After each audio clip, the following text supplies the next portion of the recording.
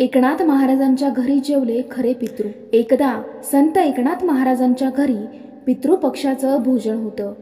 त्यांच्या स्वयंपाकघरात खूपच स्वादिष्ट भोजन बनले होते। भोजनाचा घमघमाट सगळीकडे सुटलेला होता। तेव्हा त्यांच्या दारावरून काही अस्पृश्य लोक चालले होते। भोजनाच्या सुगंधामुळे ते तिथे काही क्षणांसाठी थांबले। तेव्हा त्यांचा एक लहान मुलगा लाडवाचा हट्ट करू लागला। त्याने रडायला सुरुवात केली। तेव्हा त्याची आई त्याला बोलू लागली, आपल्या नशिबात असं जेवण कुठे असेल? ब्राह्मणांनी जेवल्यावरती जे उरलं सुरलं असेल त्या पत्रावळ्या बाहेर फेकल्या जातील, तेव्हा त्या उष्टावरच आपण जेवायचं असतं। पण मुलगा काही रडायचं थांबत नव्हता। तेव्हा श्रीखंडी समोरून आला। त्यांनी मुलाच्या रडण्याचे कारण विचारले। तेव्हा त्याच्या आईने विचारले, आज वाड्यात काय आहे? जेवणाचा सुगंध सगळीकडे सुटला आहे। तेव्हा श्रीखंडीने सांगितले, आज पितृभोजन आहे। सर्व पैठणच्या ब्राह्मणांना आज वाड्यात जेवण आहे। तेव्हा त्या मुलाने न राहून त्याच्या आईस सांगितले की माझ्यासाठी देखील एक लाडू माग ना। तेव्हा श्रीखंडी म्हणाला, अरे अवघा वाडा धुवून गोमूत्र शिंपून पवित्र केला गेला आहे। ब्राह्मणांचा खूप सोवळं ओळं असतं। जिथे तुमची सावली अपवित्र मानली जाते तिथे ब्राह्मणांच्या आधी तुम्हाला जेवायला दिलेलं नाथांना कसं चालेल? हे सारं एकनाथ ऐकत होते। त्यांनी श्रीखंडीला आवाज देऊन तिथेच थांबायला सांगितले आणि त्या मंडळीसही थांबवण्यास सांगितले। ती सर्व मंडळी मात्र मनातून खूप घाबरली होती। तेव्हा एकनाथ महाराज बाहेर आले आणि त्यांनी श्रीखंडीस सांगितले, अरे त्यांची इच्छा आहे जेवणाची, तेव्हा आधी त्यांना तृप्त होऊ देत। तेव्हा श्रीखंडीने विचारले, ब्राह्मणांच्या आधी यांना जेवण? तेव्हा एकनाथ महाराज म्हणाले, अरे ब्राह्मणांचा आणि यांचा आत्मा काही वेगळा आहे का? असे म्हणून महाराज त्यांना जेवायला आत घेऊन गेले। त्यांना पोटभर जेवण खाऊ घातले। महाराजांच्या पत्नीने म्हणजेच गिरिजाबाई देखील आनंदाने त्यांना जेवण वाढू लागल्या।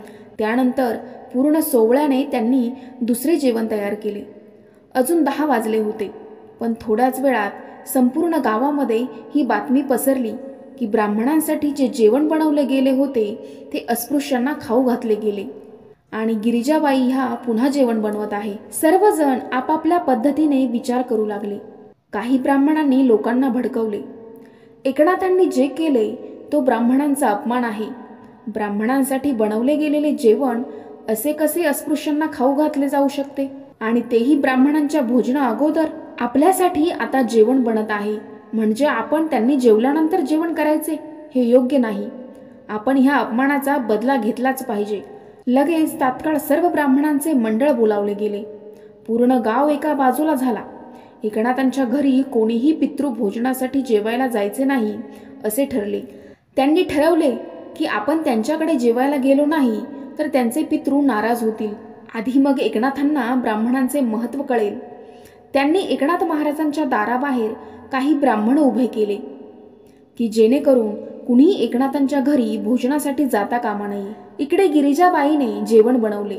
एकनाथजी पाहत होते की ब्राह्मण कुणालाही आपल्या घरी जेवायला येऊ देत नाही। आता काय करायचे? एकनाथ महाराज उदास होऊन बसले होते। त्यावेळेस श्रीखंडीने येऊन त्यांच्या उदास होण्याचे कारण विचारले। तेव्हा ते म्हणाले की आज पितृभोजन आहे, पण एकही ब्राह्मण आपल्याकडे जेवायला यायला तयार नाही। आता कसे करायचे? तेव्हा श्रीखंडीने सांगितले की तुम्ही हे काय बोलत आहात? पितृभोजन सुरू झाले आहे। जेव्हा त्यांनी येऊन पाहिले तेव्हा त्यांना दिसले की त्यांचे आजोबा पणजोबा जेवायला आले आणि इतरही अनेक खरे पितृ तेथे जेवण करत आहेत। तेथे पितृभोजन सोबत श्लोकही मोठमोठ्याने बोलले जात आहेत। महाराजांच्या दाराबाहेर जे ब्राह्मण होते त्यांनाही आवाज ऐकू येऊ लागला। तेही त्यामुळे चकित झाले। त्यांनी विचार केला की आपण एकाही ब्राह्मणाला आत जाऊ दिलेलं नाही, मग आतून आवाज कसा येत आहे? त्यांनी आत डोकावून पाहिले असता आतमध्ये ब्राह्मणांची भली मोठी पंगत बसलेली होती। भोजन सुरू झाले होते। जेव्हा त्यांनी व्यवस्थितपणे पाहिलं तेव्हा त्यांना कळलं की अरे हे तर आपले आजोबा पणजोबा असे आहेत। गावातील बरेच पूर्वज त्यांना तेथे दिसले। ते ब्राह्मण धावतच गावाकडे पळाले आणि त्यांनी ही बातमी गावात दिली। त्यांनी सांगितले की आपले आजोबा पणजोबा सर्व पितृलोक एकनाथजीच्या घरी भोजन करत आहेत. गावातील सर्व लोक धावत एकनाथजींच्या घरी आले. त्यांनी पाहिले की सर्व पितृ जेवण करून निघत आहेत. एकनाथजी त्यांना निरोप देत आहेत. गावातील सर्व ब्राह्मण हे सारं चित्र फक्त पाहत राहिले. अशा प्रकारे ब्राह्मणांनी जेवणास नकार दिल्यावर ती खरे पितृ एकनाथ महाराजांच्या घरी जेवले. प्रत्येक माणसात परमात्मा असतो हे महाराजांनी आपल्याला दाखवून दिले. त्यामुळे ही पितृपक्षातील एकनाथ महाराजांची कथा आवडल्यास चॅनलला लाईक, शेअर आणि सबस्क्राईब नक्की करा. धन्यवाद.